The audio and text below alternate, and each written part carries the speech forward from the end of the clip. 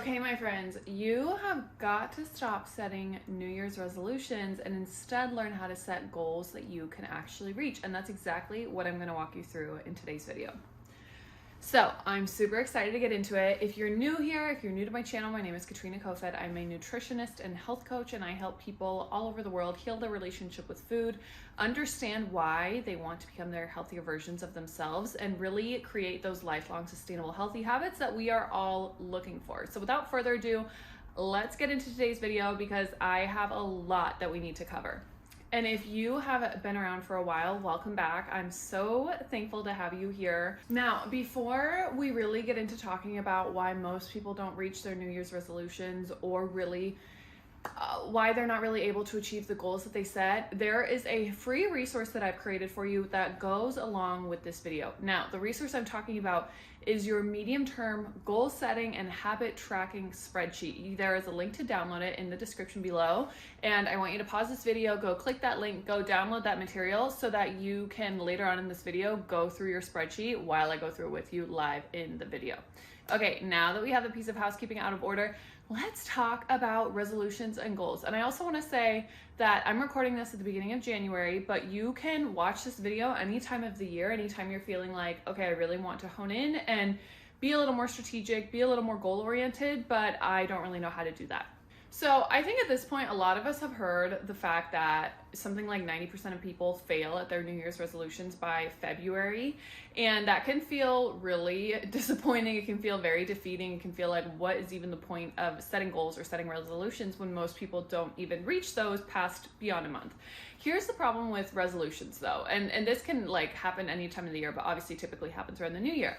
Most people's New Year's resolutions are vague. They are kind of just distant out in the future. And I think of them more as like having a bit of like a dream-like quality to them, right? We think of how we want to be, how we would love ourselves to be, you know, the things we want or the people we want, the circumstances we want, right? Like the vacations we want, whatever it may be that you're wanting in your life. We kind of think about them as these far off like destinations that we would love to have, but it feels more like a fantasy in your brain. And while I will say this, setting New Year's resolutions in that way is a lot more similar to when you create a vision board, you know, and you're kind of thinking about what are the things I want to track this year and what are the things I want to work towards this year and putting those down on your vision board. There is a lot of benefit to kind of thinking in a bit more of a daydream-like state of like, what are the things I want to achieve and manifest in this year? But when it comes to setting goals, and especially health and wellness goals and reaching them, that's not the only approach I want you to take. So resolutions, vision boards, I use both of these things in my life on a very regular basis. I'm a huge fan, huge proponent of them. But this video is going to be specifically about how are you actually going to achieve those tangible goals and outcomes that you are so desiring. So let's get into it. Now, I have been working as a health coach, a health educator, and a nutritionist with patients and clients for over 4 years now. And I can tell you throughout that time where I've worked with hundreds of individuals, the people by and large who have success with their health behaviors, with the health goals, the wellness goals that they want to reach, they are doing 3 of the following things that I'm going to explain to you in this video so that you can go replicate them for yourself. And this is really what I've seen in my own life with my health and fitness goals has really helped me achieve goals. And by the way, this video, I'm going to be talking specifically about nutrition, wellness, health, fitness, and mindset goals, but you can apply these strategies to any area of your life where you're feeling like, I have some goals that I want to reach, but in the past I've tried to set goals and it just hasn't really worked for me. So before I get into those 3 things that these people are doing differently to be successful, I want to challenge you to think differently about goals as not just outcomes, desired outcomes that we want to reach, but start focusing on process goals, right? So instead of outcome endpoint goals, which is how we typically think of a goal, let's take a goal of I want to lose 20 pounds in the next 6 months, that's an outcome. Instead, if we're focusing on a process goal, that is focused on the behaviors, habits, and practices that you need to incorporate into your life that will eventually help you get to that desired outcome, okay? Because at the end of the day, weight loss, let's take weight loss for this example. A lot of that is going to be in your control, but also our bodies can be very complex and there can be things that are out of your control when it comes to weight, right? So that in that specific example, that can be one area where it's really great to focus on these process and behavior goals. That's something that is completely within your control, that you can determine how many days a week am I doing XYZ behaviors and practices. And eventually those will add up to help me feel better, to help me change the way I'm moving my body, change the way I'm eating, change my other health and physical health behaviors so that you can eventually achieve that outcome, right? And I really describe this as when we set goals, we need to, yes, have an idea of where we want to be. So we have a destination, we have an end goal in mind, but more importantly is the path from A to B, right? If you're on a road trip from Chicago to San Francisco and you've never seen a map before, and all you know is that from Chicago driving to San Francisco is out west, you could end up where I live in Portland, Oregon. You could end up in some completely other part of the US, right? Like you have no idea where you're going if you've never seen the map. Now, if you're American and you've ever looked at a map of the US, chances are you know the route more or less from Chicago to San Francisco, or you could at least pull it up with your phone. However, think about this in terms of your health goals. If the goals or the fitness goals, wellness goals that you have in mind, if you've never achieved them before and you've never done that in a sustainable and healthy way, you're driving without a map, right? And that's why it's so much more important and beneficial for you to focus on process goals instead of just outcome goals, okay? So that's really what I want you to think about for the rest of this video is how can I set goals, and more importantly, how can I create habits around these practices that are gonna help me get to where I wanna be and help me get to how I wanna feel, versus saying, I wanna exercise more, I wanna lose weight, and I wanna have a better relationship with food. Those are all great in theory, but they're lacking a lot. So let's get into it. Okay, out of the 3 principles for successful goal setting that I have found, number 1 that I think can really help you shift the way you look at goals is thinking about goals as medium-term goals, okay? So we've already covered this bonus, which is that we need to look at goals as process-oriented, not so much outcome-oriented. And then that was kind of your bonus goal tip, if you will. The first actual tip that I really want to share with you is instead of focusing on long-term goals, which is typically what we do at the beginning of the new year, we think about where do I want to be in a year. I have always found it super daunting to think about year-long goals because so much can happen in a year. Think back to who you were a year ago, right? Think back to who you were and where you were at even just 6 months ago. So I think it takes a lot of the pressure off of ourselves and just kind of gives you more room to breathe and be flexible and allow for change and for circumstances to shift and grow when you use medium-term goals instead. So medium-term is anywhere from 2 to 4 month goals. I like to say it's a 3-month goal because it's a quarter. I like to think of my year in quarters. And 2, I think of when you think of seasons, it can kind of help to break it up in this way as well. So I find medium-term goals, a lot of people have great success with that because it's that just right Goldilocks time frame where it's not too short, it's not a sprint goal that's only, let's say, 14 days, but it's also not too long where it's like 12 months long where it's really hard to stay focused and stay motivated during that entire time frame. So a 3-month goal, you see the end somewhat in sight, but you also feel like this is going to challenge me, it's going to take me a little bit out of my comfort zone, but I'm going to feel more or less motivated and focused on that throughout this time period, right? It feels a lot more achievable. And a huge part of setting goals, and not just setting them, but reaching those goals, because what does it matter if we set great goals if we don't actually reach them, right? Like, what's the point of that? A huge part of that is making sure you feel challenged by the goal, but not too challenged and daunted where you want to throw up your hands and walk away because it feels overwhelming, right? So that's a big part of what medium-term goals can help you do, is feeling like, hey, this is within my reach. It's a little challenging. I'm going to have to work for it a bit, but I feel like I can do this. So that's crucial. Number 1, setting medium-term goals, in this case, 3 months. And this is really where I want you guys to be following along in the goal setting and habit tracker spreadsheet that I created just for you to go with this video. So I'm going to walk you through at the end of this video a little guide of how to use the habit tracking spreadsheet and how it's going to correlate with the goals that you've set. But in this spreadsheet, I'm really focusing on your medium-term goals and only focusing on 3 months at a time, because that is by and large where I've seen clients and patients have the most success with reaching their desired health and wellness outcomes. So the second principle that successful people who reach their goals and have a clear plan to get there use is that they structure their goals and their outlines using the SMART goal structure, okay? Now, I'm guessing most of you watching this have probably heard of SMART goals, but maybe you can't remember the acronym. I always get the words mixed up as well, so I'm gonna list it out for you here on the screen and walk you through what each one means. So the S in SMART goal stands for specific, the M in SMART goal stands for measurable, the A stands for achievable, the R stands for relevant, and the T stands for time-bound. Now, before you roll your eyes at me in this video and move on because you're tired of hearing about SMART goals, I want you to take the whole SMART goals structure with a grain of salt, okay? There's a reason that this whole video isn't dedicated to SMART goals because I think it can provide a good framework for how you think about your goals, especially if you're newer to setting these process goals that are gonna help you create the plan for reaching that desired outcome that you have. But I also think SMART goals can be a little limiting in some ways and can kind of avoid tapping into the feeling and the emotion of the outcome we're desiring.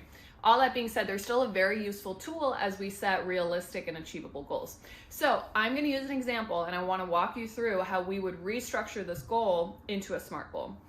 So the example I want to use here is the New Year's resolution of I want to exercise more this year. Okay, I want to exercise more. It's vague. It's too vague. There's no structure to it. There's no achievable like checkpoints that we can make, right? And it makes it really hard to determine have we succeeded or have we failed at this goal. So let's rewrite this goal of I want to exercise more this year as a SMART goal instead. So specific, this is not a specific goal. How about we say instead of this year, over the next 3 months, I want to exercise more over the next 3 months, but what type of exercise? Maybe instead we say I want to move my body 4 times a week for the next 3 months, okay? Measurable, that's measurable right there. 4 times a week for the next 3 months. You could set that up in your habit tracking spreadsheet and make sure that you tick that off on your habits, right? And then achievable. This is really where you have to be honest with yourself and think about your current responsibilities. You know, how much energy do you have? Do you have the time in your day to add in, let's say, a 30-minute workout 4 times a week? Chances are you do, but this is really something where you have to evaluate and sit down and make a plan for how this is going to happen, right? So this is really important for whatever your health, wellness, fitness, mindset goal is. You got to walk through these steps and make sure that they translate into your life. Again, I really think it's a little pointless, a little useless to set goals if we're not going to take that extra step to figure out that plan of how you're actually going to reach them, right? It's great to have an idea, it's great to have a dream outcome, but I want to see them become your reality. So that's really the point of this video. So now that you have a structure and a plan in your weekly schedule to make this goal achievable, let's move on to the next one, which is relevant. This one's really big, you guys. So someone who has been sedentary for the last couple years, maybe because they've been injured or because they had a big change in lifestyle, maybe they had a couple kids, whatever. They haven't really exercised or moved their bodies much, and now they just don't feel really great in their skin and they're pretty out of shape. That is not someone who should be setting a goal to go to CrossFit 4 times a week starting tomorrow. That is someone who should be setting a goal to, let's say, walk 3 days a week, and then maybe 2 days a week they do a 30-minute, full body workout, something like that. So this is what the relevant part of the SMART goal structure means. That is this relevant for you? If you have never run in your life, you're not going to set a goal to run 5 miles 4 days a week for the next 12 weeks. That would just really be setting yourself up for failure. So the relevant piece of this too is being honest with yourself and where you're at right now. And again, challenging yourself a little bit, but also making this so that it's achievable, which comes back to the previous point. Now the T in SMART goal stands for time bound. And we already kind of hit this nail on the head with the first part of the SMART goal setup, which was that I'm going to move my body for 4 times a week for the next 3 months, right? So can you see how using that SMART goal structure within the medium-term goal length really can help you feel like, oh, 4 times a week, next 3 months, like I can do that. That's within reach. It's tangible. It feels motivating and exciting. It's not, oh my gosh, I have to work out 6 days a week for the next 12 months of my life, and then I can lose the weight, and then finally I can go on vacation after that, and da-da-da. It can be so overwhelming sometimes to set those big goals and feel like it's all or nothing. Either you're a couch potato or you're a gym buff, It doesn't have to be all or nothing, and we're here to find that happy medium because that's how you're gonna get long-term results. Okay, so this is the most interesting one. The third principle that I have observed in the people who have the most success with their health, wellness, fitness, nutrition outcomes and reaching those goals are people who set identity-based goals and not just outcome-based goals, okay? So we got a lot of terminology going on here in this video, I'll admit.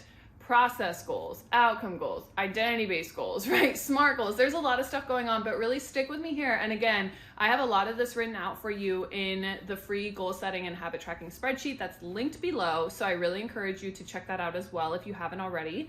But when I say setting more identity-based goals, the people who are successful with their goals and reach those desired outcomes are people who take on the type of person that they are at the end of this outcome. So let's take someone who has a healthy relationship with food. If you've been feeling anxious around food, if you've been feeling out of control around food, if you feel like food has dominated your life for so long, and your goal is, I want to have a healthier relationship with food, and we walk through the SMART goal structure to set up more of a specific pattern for what that looks like and how you're going to get there. The final piece in achieving that goal is you deciding that you're someone who has a good relationship with food. And if right now that feels like a lie, it feels like that's just not even close to the truth, then it's, I'm someone who's working on improving my relationship with food. I'm someone who's working on finding peace with food. I'm someone who's working on becoming more neutral around my body image. I'm someone who's active. I'm an active person. I enjoy moving my body. I appreciate what my body can do for me, right? So again, this kind of gets into the territory of affirmations, and affirmations I think can be really helpful for some people and maybe feel a little just not relevant or applicable for others. But the biggest thing I want you to take away from this is that find those statements, those I am, those identity oriented statements that feel true to you right now. So even if, let's come back to our fitness exercise or our exercise example from earlier with the SMART goals, even if right now you don't feel like you're a fit and healthy, active person, I'm working on becoming someone who's healthy and fit and likes to be active, right? So figure out, that's really my challenge for you in this video, is figure out what are those more identity-oriented statements that you can come up with for your goals. I'm someone who can order out at a restaurant without anxiety and enjoy a great dinner with friends and family, right? So whatever your goal is, whether it's something that's less tangible, like you want to have a better relationship with food, or it's something that's very tangible, like I want to add in 2 servings of vegetables to my day 5 days a week for this, next 3 months. You can be, I'm someone who eats a lot of vegetables. I'm someone who enjoys a lot of variety in the fruits and vegetables that I eat in my diet, right? So I really challenge you to be creative when you're coming up with these identity statements. And if you need help with this, if you're having a hard time, leave a comment below and I will be more than happy to share some with you. This is a big part. This whole 3-step process is a really big part of what I do with both my one-on-one clients, but also with my clients in my group program, The Method Healthy Habits for Life, because we talk a lot about setting goals, but more importantly, creating that structure and implementing those practices and the behaviors that are going to help you reach those desired outcomes, okay? Because dreams and ideas and fantasies of where you want to be are just not worth that much if you don't have a plan to achieve them. So that's really what I'm here to help you do, is create that roadmap to achieving those goals, because you deserve to achieve those goals and you deserve to feel really great in your body, in your mind, and in your skin. Okay, so now that you have gotten the full walkthrough for how to use the goal setting and habit tracking spreadsheet, I want you to go and create a copy of this spreadsheet on your own and work through those journal prompts and reflection questions that I've asked you in there to determine what are the areas that you want to focus on right now in your life and what makes sense for you to set up your next 3 months of specific, SMART, and identity-oriented goals so that you can actually feel excited and motivated and feel good about your plan to reach them. So that's what I love to see. Once you've done that, I really want you to go send me a DM on Instagram. I'm at Passion for Plants. Send me a DM and let me know what you are going to be working on over the next 3 months. I would love to hear from you so I can cheer you on along the way. And if you're watching this video and you're like, okay, this is great information, I'm really excited to get started with my goals, but I feel like I need more help. I feel like I need more education, more support, more resources, more accountability. The Method Healthy Habits for Life is the program for you. It's literally where I walk you through all of this, but in way more depth, you guys. This video is just the tip of the iceberg when it comes to how I help my clients create those practices and the sustainable strategies that are actually going to help you build those healthy habits for life. So if that's what you're looking for, you can find more information in the description. Otherwise, please be sure to like and subscribe, and I will see you again very soon. Happy New Year. Okay, welcome to your goal setting and habit tracker spreadsheet. I'm so excited you're here. I want to give you a quick rundown of how to use the spreadsheet so that you get the most out of it. Obviously, start here on the Start Here tab, pretty straightforward.